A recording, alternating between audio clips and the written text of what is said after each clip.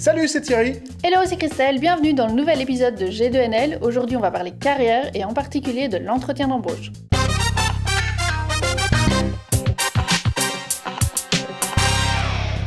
Eh ben voilà, tu l'as eu ton entretien, hein?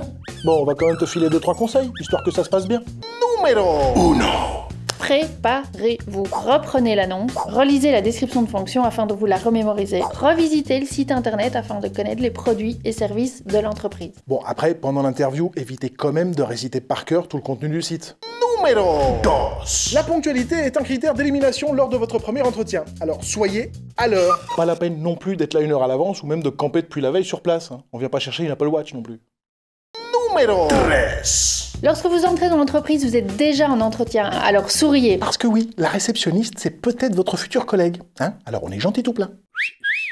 Numéro 4. Les premières 90 secondes sont très importantes pour faire une bonne impression. Alors quand le recruteur vient vous saluer, faites vraiment attention à votre poignée de main. Ce serait dommage de passer pour une moule de compétition dès les premières secondes.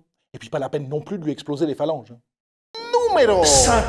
Pendant l'entretien, évitez de croiser les bras, tenez-vous droit, souriez, regardez la personne qui vous interviewe et surtout, montrez votre enthousiasme. Vous ne chiquez pas comme une grosse vache et vous utilisez un vocabulaire approprié.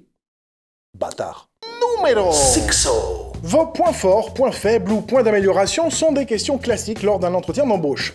Alors vous pouvez bien sûr toujours nous répondre le traditionnel « je suis perfectionniste », mais par contre il va falloir être capable de nous expliquer pourquoi. Et si vous avez l'impression de bloquer en vous préparant votre entretien, eh bien faites appel à un ami. Ou le 50-50, ou l'appel au public. Petit détail en passant, je dois faire plus de sport n'est pas un point d'amélioration. C'est une histoire vraie.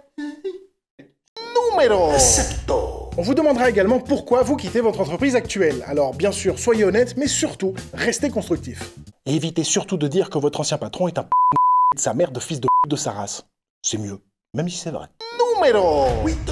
Pourquoi vous voulez cet emploi? Soyez sincère, dites ce que vous aimez dans ce job et surtout, ce que vous pouvez apporter à l'entreprise et à la fonction en particulier. Vous vous souvenez de la vidéo sur la lettre de motivation? Avec les cheveux, l'herbier, tout ça? Oui? Et ben voilà. Numéro 9.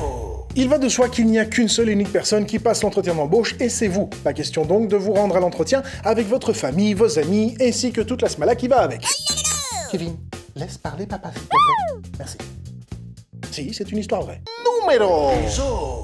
Attention aux centres d'intérêt que vous mentionnez sur votre CV, certains recruteurs pourraient vous poser des questions par rapport à ceux-ci. Tu éviteras donc de mettre lecture si tout ce que tu as lu dernièrement c'est 50 nuances degrés. Si vous avez envie de partager avec nous vos expériences et vos anecdotes, ça se passe ici, dans les coms. Et puis si vous n'êtes pas encore abonné à la chaîne, c'est le moment de le faire en cliquant sur s'abonner. Et puis sinon vous nous retrouvez sur Facebook, Twitter et Instagram. Quant à nous, on se retrouve très bientôt pour un nouvel épisode de G2NL. On vous bisoute et on se retrouve très vite. Bon bah écoute, c'est fait, je pense que ça a été. J'ai bien aimé quand tu attaques comme ça, juste avant, hein. Le bonjour, j'ai l'autre. Ouais, voilà, là, ça,